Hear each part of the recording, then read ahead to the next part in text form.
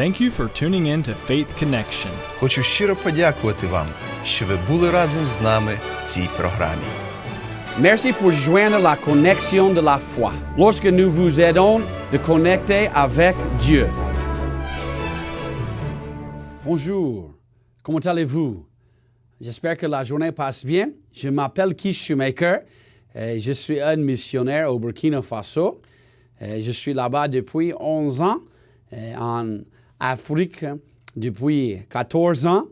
Et je suis là-bas pour donner la vérité qui vient de la parole de Dieu. Et nous voulons regarder un peu avec l'Église de Jésus-Christ. Parfois, il y a une confusion. Qu'est-ce qu'est une Église? Vraiment, nous voulons essayer de voir la parole de Dieu et parler un peu de l'Église. Si nous voulons regarder Matthieu chapitre 16, verset 18. « Et moi, je te dis aussi que tu es Pierre. Et que sur cette pierre, je bâtirai mon Église, et les portes de l'enfer ne prévaudront point contre elle. » Si nous regardons bien ici, lorsqu'il a dit « Je te dis que tu es Pierre », si nous pouvons retourner dans le grec à ce moment, nous voyons que le mot pierre là-bas, c'est petit pierre. Et Jésus a dit, et que sur cette pierre, qu'est-ce qu'il est en train de parler? Le pierre qu'il parle là-bas, c'est un autre pierre. Ça, c'est le pierre qui est plus grand. Il est en train de parler de lui-même. À cause de ça, il a dit que tu es pierre, petit pierre, et sur cette pierre, lui-même, je bâtirai mon Église. Et les portes de l'enfer ne prévaudront point contre elle. Comme ça, Jésus a dit, je bâtirai mon Église. Comme ça, je veux que nous regardions un peu concernant l'Église. Parce que si nous ne comprenons pas l'Église, c'est très difficile de comprendre.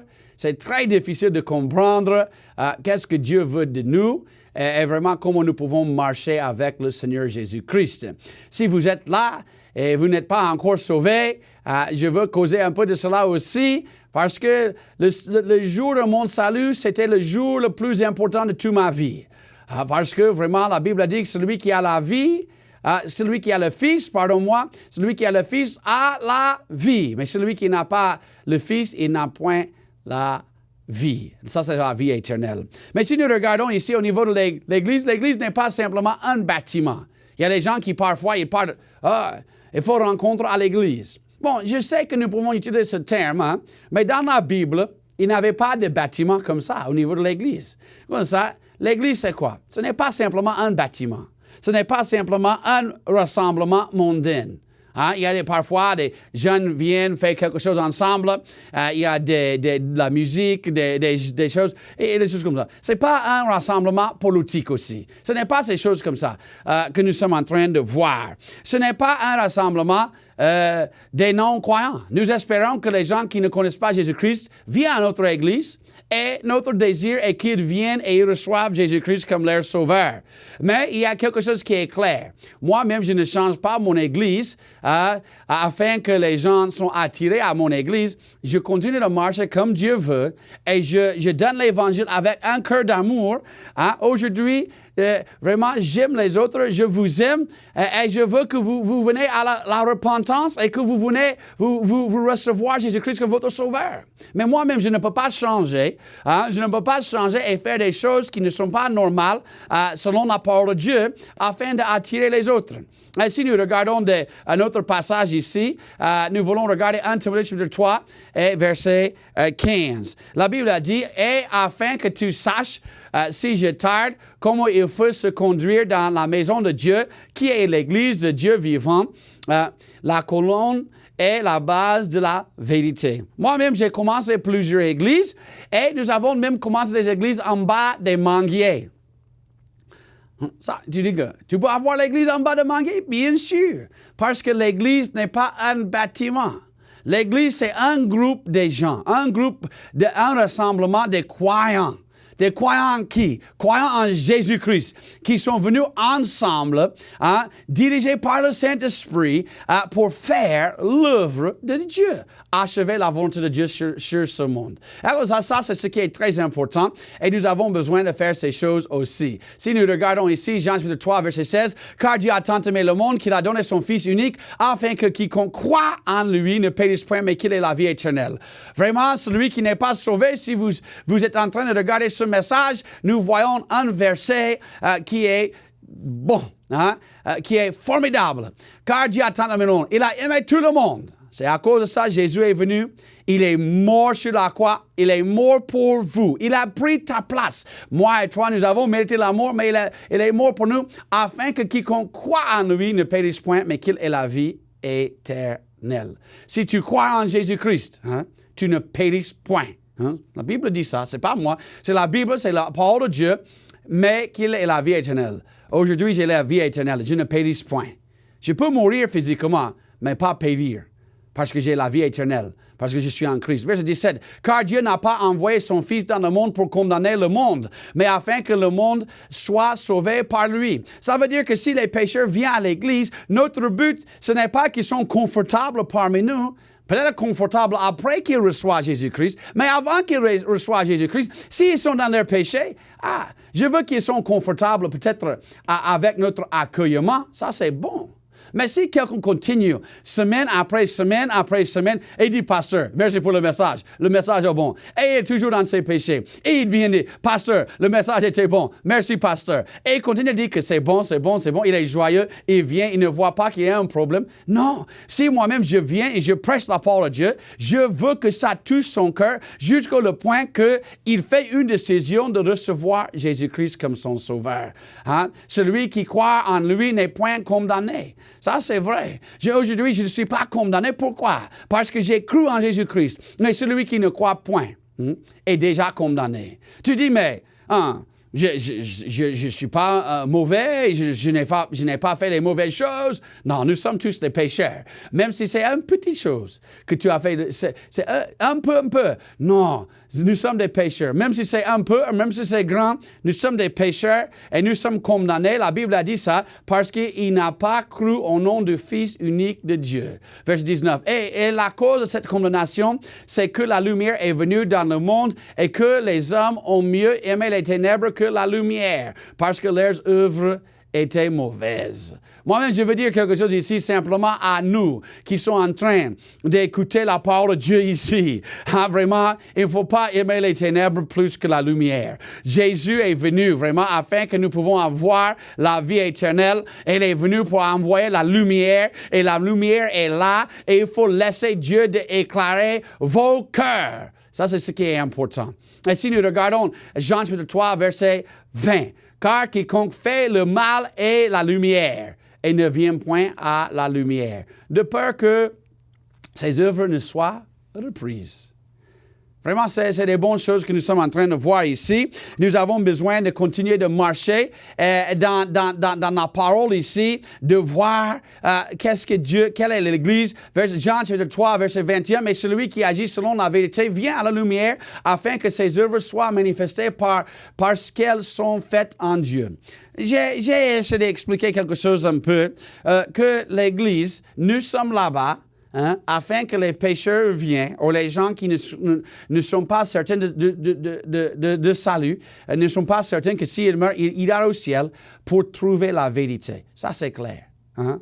Mais dans le monde aujourd'hui, dans certains côtés, ils sont en train de faire la musique du monde aujourd'hui pour attirer les gens. Ils sont en train mais aujourd'hui, le message que les églises ont prêché avant est diminué.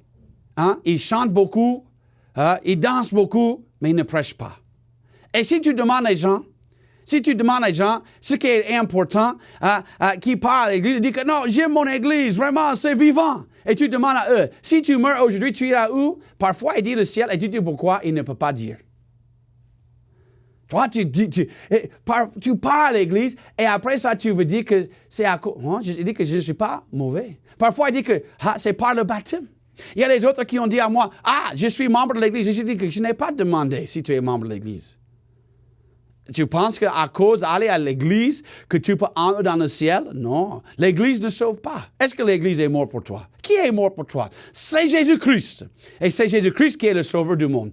Vraiment, c'est ça qui est important. C'est ça qui est nécessaire. C'est ça que nous devons faire. Il a dit à nous de prêcher la parole de Dieu. Prêche que Jésus est mort, qu'il est enseveli, il est ressuscité. Et l'homme sont les pécheurs. Alors ça, l'Église est pour qui? L'Église est pour les croyants et pour les autres gens de venir et apprendre la vérité. Et s'ils ne connaissent pas Jésus-Christ, d'accepter Jésus-Christ et grandir dans leur foi. Ça, c'est l'Église. Et ça, c'est pourquoi nous sommes là-bas. Aujourd'hui, au Burkina Faso, nous avons des cellules de prière. Ils sont venus ici, là-bas, là-bas. Les gens prient. C'est bon de prier. Je ne suis pas contre la prière. Je prie. Même avant de donner ce message, j'ai prié. J'ai confiance en Dieu. Je demande au Saint-Esprit d'utiliser ma vie. Ça, c'est clair. Vraiment, c'est bon de prier. Mais pour faire ça, pourquoi l'Église? L'Église nous aide de grandir. L'Église nous aide de faire beaucoup de choses. Et vraiment, c'est très important. L'Église est quoi? Nous avons déjà parlé. L'Église, c'est une assemblée. Hein? C'est une assemblée, un groupe qui est assemblé hors. Hein? Ils sont appelés hors. C'est-à-dire que hors de venir à Dieu et marcher avec lui. Et vraiment, nous sommes sauvés par la grâce de Dieu et nous sommes un peu bizarres. Hein? Si nous regardons ce verset ici, regarde ça. 1 Pierre chapitre 2 et verset 11. Bien-aimés, je vous exhorte comme des quoi? Des étrangers et des voyageurs. Étrangers de quoi? Est-ce que ça dit que Pierre dit que étranger? Non, c'est étranger de quoi? Parce que ici, nous sommes un peu bizarres. À vous abstenir des convoitises charnelles qui font la guerre à l'âme. Qu'est-ce que Pierre est en train de montrer ici? Nous sommes des étrangers. Nous sommes des voyageurs. Vraiment, ma vraie maison n'est pas sur la terre. Ma vraie maison est sur le ciel. Et dans le ciel. Bien sûr, je suis un Américain par naissance physique. Mais par naissance spirituelle, je suis un citoyen du ciel. Je suis un peuple, comme Dieu a dit, un peuple particulier. Je suis différent. Et Dieu m'a appelé d'être différent. Et vraiment, je suis très content d'être différent. Et vraiment, nous venons ensemble pour apprendre et pour achever quoi? Pas ma volonté, pas votre volonté, mais la volonté de Dieu. La volonté de Dieu. Parfois, j'entends souvent les gens disent que non, il faut faire ça, il faut faire ça. Mais est-ce que nous sommes certains que c'est Dieu qui fait? Nous avons besoin que c'est Dieu qui dirige l'Église. Jésus a dit, je bâtirai mon Église. Ce n'est pas moi qui fais. Non, c'est Dieu qui fait ça par moi. Il y a une grande différence. Et je dois marcher avec lui. Mais je veux regarder ça. Comment ma famille peut choisir une église? Ça, c'est une question très importante. Moi-même, je veux diriger ma femme et mes enfants. Et même ma propre vie, ma vie personnelle aussi. Je veux être dirigé au marché avec une bonne église. Je veux faire ça. Je peux être un partenaire dans beaucoup de choses dans ce monde, ici et là, ici et là, ici et là. Mais en tant que l'église, non. Ce n'est pas n'importe quelle église où je peux aller. Ça, nous voulons regarder ici quelques versets. Hébreux chapitre 10, verset 24. Et prenons garde les uns aux autres pour nous exciter à la charité et aux bonnes œuvres. Nous voyons quelque chose qui est très important ici. Nous voyons ici que vraiment, il faut que nous prenons garde les uns les autres pour nous exciter à la charité, à l'amour, d'aimer les uns les autres et à les bonnes œuvres. Verset 25, c'est un bon verset. N'abandonnons point notre assemblée, comme quelques-uns ont coutume de faire. Mais exhortons-nous les uns les autres, et cela d'autant plus que vous voyez approcher le jour. Vraiment, aujourd'hui, en Amérique, je suis présentement en Amérique et vraiment, je suis très triste. Avant, les mercredis soirs, dans plusieurs églises, étaient pleins de gens. Les dimanches soirs étaient pleins de gens dans nos églises baptistes. Et aujourd'hui, vraiment, ça c'est devenu triste parce que dimanche soir, il y a des églises même qui sont arrêtées. J'ai appelé un pasteur l'autre jour. J'ai demandé, pasteur, est-ce que tu peux venir dimanche soir? Il dit que non, tu ne peux pas venir dimanche soir parce que nous avons annulé le dimanche soir parce que les gens ne viennent pas. Il dit, ça c'est triste. Les gens veulent aller jouer le football tous les jours de semaine. Ils veulent aller faire les plaisirs. Ils veulent aller travailler tous les jours. Ils sont en train d'oublier Dieu. Et vraiment, lorsque je regarde mercredi soir aussi, j'appelle les pasteurs, je dis, pasteur, je veux venir présenter le ministère de Burkina Faso à votre église. Et le pasteur a dit, mercredi soir, nous n'avons pas beaucoup de gens. Il faut venir dimanche matin. J'ai dit, wow, ça c'est devenu dur. Les gens ne viennent pas. Ils viennent une fois pour un peu de temps. Et après ça, les gens disent que je ne sais pas pourquoi Dieu ne bénit pas. Je ne sais pas pourquoi je lutte dans ma vie chrétienne. Ils sont trop attachés dans le monde. Nos enfants partent à l'école. Ils partent à l'école plusieurs heures, 5 heures, 6 heures, 7 heures, chaque jour, 5 jours par semaine. Et ils sont là-bas, même si nous avons pris 6 heures par jour pour 5 jours, ça c'est 30 heures. Et nous avons emmené notre enfant à l'église une seule fois pour 2 heures. 30 heures pour apprendre les choses de ce monde et 2 heures pour apprendre les choses de Dieu. Ça ne marche pas. Comment nous pouvons grandir dans notre foi? Nous avons besoin d'être fidèles à l'Église. Et je t'exhorte, je t'encourage d'être fidèle à l'Église, à une bonne Église. Mais ce que je veux dire premièrement, qu'est-ce que je dois faire? Je veux choisir une Église qui prêche la vérité, qui prêche la parole. Hein? Il y a quelqu'un qui a dit, si une Église danse ou ne danse pas, bon, ça c'est une autre discussion. Mais j'ai entendu ça quelques fois. Il dit, ton Église ne danse pas, pasteur. Et à cause de ça, je ne viens pas. Il dit, le message est bon. La prédication est bonne. Mais à cause qu'il n'y a pas de danse, je ne viens pas. Ah, j'ai dit, wow. Ça dit que à cause de la danse, tu ne viens pas. Je préfère d'être dans une église, même si nous ne chantons pas, nous ne dansons pas, mais il n'y a rien, mais il y a quelqu'un qui lève et il ouvre la Bible et il prêche ce que Dieu a dit. Ce n'est pas ce qu'il a réveillé hier soir. Ce n'est pas une autre révélation, mais il prêche la parole. Il prêche ce que Dieu a déjà donné. Et il prêche cela. Et vraiment, ça, c'est où que je veux que ma famille passe là-bas. Je veux que mes enfants grandissent dans leur foi. Comment grandir dans la foi? Ce n'est pas avec l'éducation de ce monde, c'est avec l'éducation de Dieu. Et comment grandir dans la foi? Il faut aller à l'église, être fidèle. Et ce verset a dit clairement, Hébreux chapitre 10, verset 25, il ne faut pas abandonner notre assemblée, comme quelques-uns ont coutume de faire. J'espère que c'est votre coutume d'aller à l'église. Il ne faut pas que dimanche matin, les enfants regardent, papa, est-ce que nous allons à l'église? Mes enfants ne demandent pas. Si je dis c'est dimanche, ils commencent de laver et de gagner leurs vêtements pour aller à l'église, ils sachent que sans doute, ils doivent venir. Ça, c'est sans doute. Il n'y a pas dimanche matin, dimanche soir, mercredi soir, sans doute, nous sommes à l'église. Vous disiez, mais vous êtes pasteur. Je veux que vous compreniez quelque chose. Avant que je suis devenu pasteur, à l'âge de 18 ans, j'ai reçu Jésus-Christ comme mon sauveur. Et je suis allé à l'église.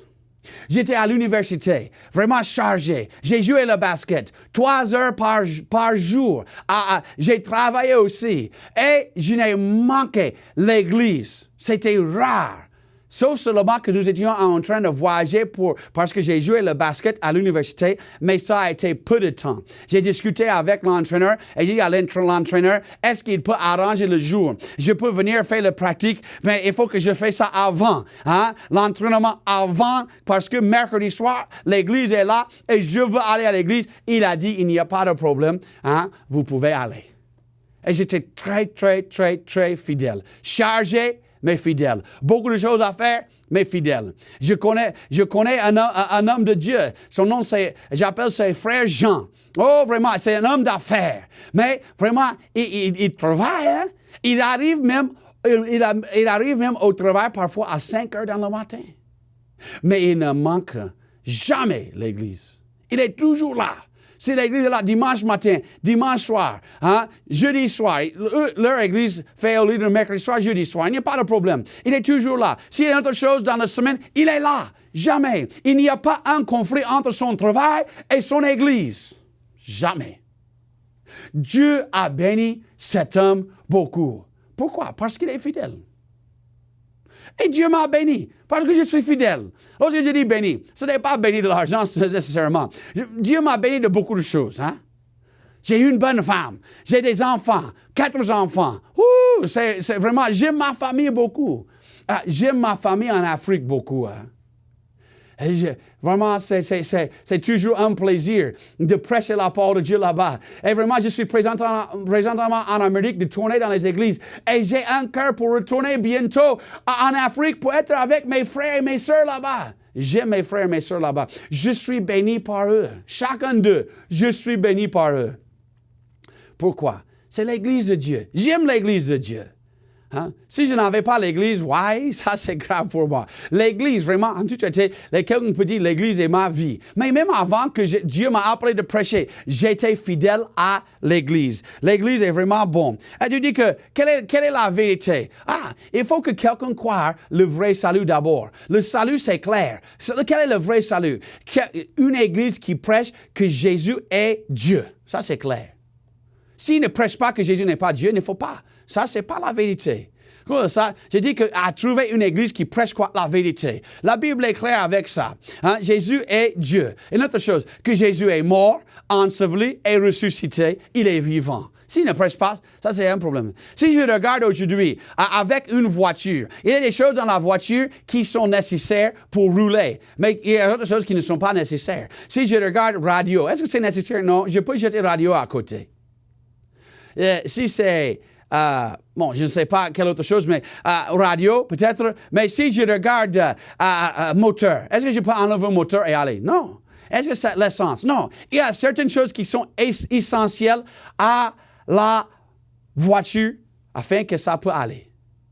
Dans ma vie chrétienne, et dans l'Église, il faut qu'il y ait quelque chose qui est là-bas. Nous montrons que Jésus est Dieu. Ça, c'est une grande chose. Peut-être la deuxième chose, que les gens croient que le salut est par la grâce. Si quelqu'un prêche qu'il y a le salut par les œuvres ou par un autre moyen, ou le pasteur pour donner le salut, ou une autre chose comme ça, ce n'est pas vrai. C'est lorsque les gens acceptent Jésus-Christ comme leur sauveur qu'ils sont sauvés. Comme ça, je veux quelqu'un qui prêche ça. La naissance virginale, ça, c'est très important. Il y a beaucoup de choses qui sont là-bas. Vraiment, Jésus est venu.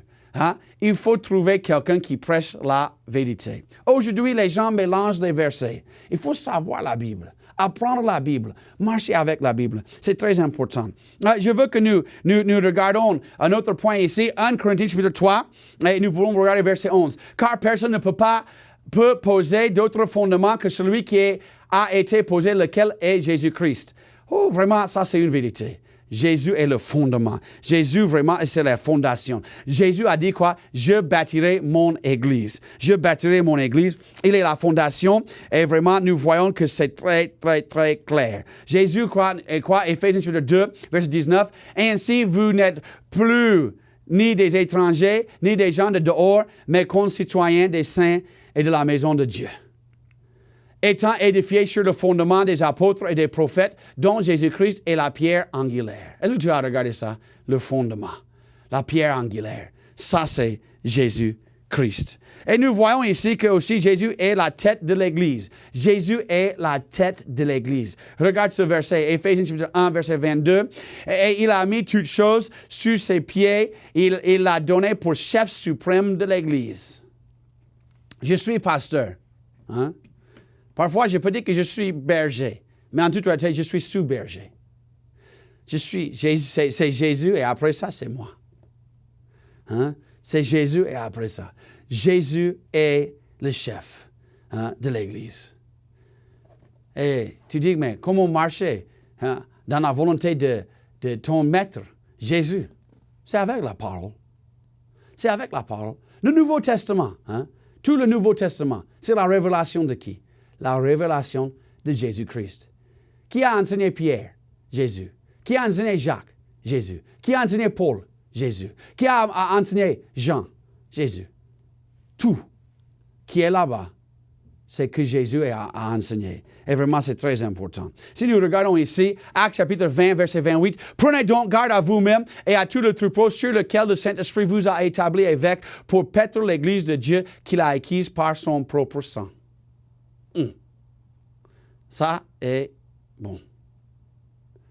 Prenez donc garde à vous-même et à tout le troupeau sur lequel le Saint-Esprit vous a établi évêque. Ça, c'est en train de parler avec les dirigeants, bien sûr, mais regarde ça, pour paître l'Église de Dieu qu'il a acquise par son propre sang. Il est mort pour nous. Hein? Jésus a achevé tout pour nous. Hein? La Bible a dit que Jésus bâtirait son Église. Jésus a dit, je bâtirai mon Église. Et c'est très important. Si nous regardons 1 Corinthiens chapitre 3, il a dit, j'ai planté, Apollos a arrosé, mais Dieu a donné l'accroissement. Si nous voulons que notre Église grandisse, il faut que Jésus est au centre, au milieu de notre Église. Qu'est-ce qui est mieux? Qu'est-ce qui est mieux que piano, que baffle, que lumière, même bâtiment?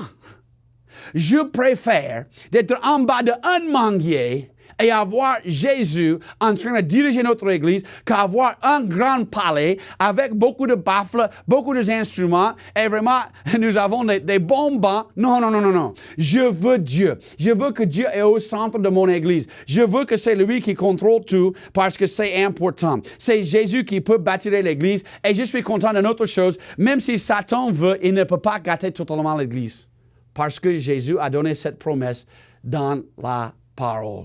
Et vraiment, c'est très important. Matthieu chapitre 16, regardez ça encore. Et moi, je te dis que tu es Pierre et que sur cette pierre, il parle de lui-même, Jésus-Christ, je bâtirai mon Église et les portes de l'enfer ne prévaudront point contre elle. Le diable, il travaille. Le diable gâte beaucoup de choses, mais il ne peut pas jamais gâter l'Église. Dans ce monde aujourd'hui, il y a des gens qui ont essayé de gâter l'Église. Je me souviens, il y a un chanteur en Amérique. Il a pris une Bible. Il a ouvert ça. Il a commencé à déchirer les pages. Il a jeté ça à côté. Il a dit que je n'aime pas Dieu. Je n'aime pas Jésus. Il a pissé sur là. Il a dit que, et je veux dire quelque chose, je veux gâter l'Église. Il dit que l'Église, après un peu de temps, je veux totalement gâter ça. Qu'est-ce qui est passé? Il n'a pas gâté. L'Église continue. Pourquoi? Parce que Jésus a donné une promesse. Il bâtirait son Église. Ça veut continuer et continuer et continuer et continuer. Et vraiment, nous voulons regarder ici, Matthieu chapitre 7, verset 13. Entrez par la droite, par la porte étroite. La porte étroite. Car large est la porte et spacieuse est la voie qui mène à la perdition. Et il y a beaucoup qui y entrent. Entrez par la porte étroite. La porte est étroite aujourd'hui. C'est Jésus-Christ seul. C'est Jésus seul. Si l'Église ne prêche pas la vérité au niveau du salut, je suis loin de l'Église. Il y a des gens qui disent, mais il y a des miracles, il y a ça. Non. S'ils ne prêchent pas clairement que Jésus est le sauveur du monde, il est le seul chemin, il n'y a pas un autre sauveur, il ne faut pas être là-bas. Jésus est Dieu. 100% Dieu. Je veux être dans une église qui prêche la vérité afin que je peux grandir et que mes enfants peuvent grandir et ils peuvent savoir ce qu'est la vérité. La vérité est dans la parole de Dieu. Si vous n'avez pas encore reçu Jésus-Christ, vous pouvez baisser votre tête à ce moment, accepter Jésus-Christ comme votre sauveur. Simplement repentir de vos péchés et dire, Seigneur, je sais que je suis un pécheur et que j'ai besoin de toi. Il faut me sauver. Je place ma confiance en Jésus-Christ et par sa grâce, tu seras un enfant de Dieu. La Bible dit que tu ne périsses point, mais tu peux avoir la vie éternelle. Dieu est bon. Il est bon toujours. Merci pour joindre la connexion de la foi. Lorsque nous vous aidons de connecter avec Dieu.